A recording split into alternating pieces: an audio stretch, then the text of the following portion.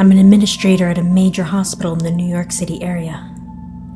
I'm not supposed to talk about this, but it's so concerning that I believe more people need to know about it. There's been an unexpected and inexplicable rise in the stockpile of blood. It's not only at our hospital, but in hospitals and blood banks all over the world. No one knows where it's coming from, and no one can seem to explain how it gets there.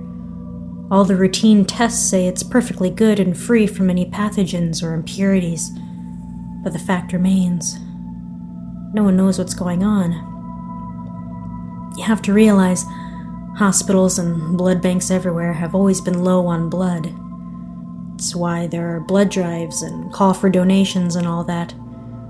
The last few weeks, though, there have been so much that our hospital needed to dispose of some of it because it expired before we had the chance to use it. As weird as that sounds, it gets worse. This is the part I'm worried will come back and bite me if any of the other administrators discover who I am. I signed an NDA explicitly stating I wouldn't talk about this. Still, I can't keep this quiet. When we dispose of blood, we do it in an incinerator with all the other medical waste. The fire burns so hot, pretty much everything evaporates, and all that's left is inert ash. But this blood didn't evaporate. It did something way different.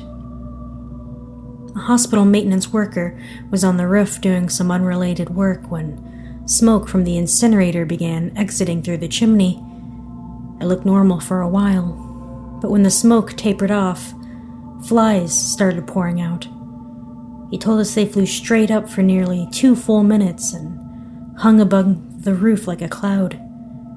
After another minute, they fell like rain and burst open, covering the roof and the maintenance worker with the same blood we tried to incinerate.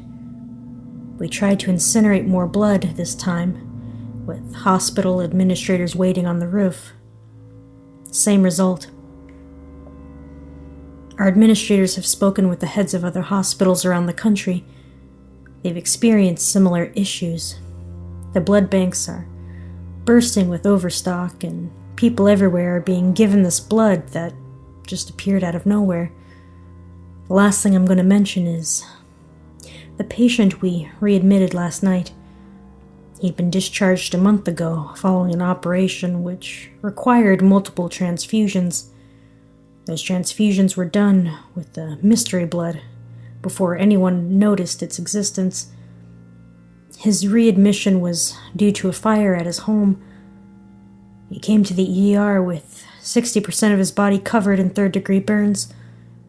While he was being worked on, flies erupted from underneath the burned flesh and dropped to the floor, exploding into thick droplets of blood. The patient died soon after. The doctors and nurses were frightened and confused, but they don't know the whole story.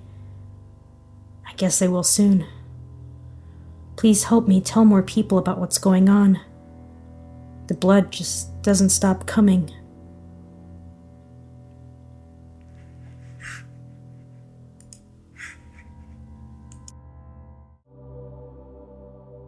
Hi, this is Amori. I hope you enjoyed that reading.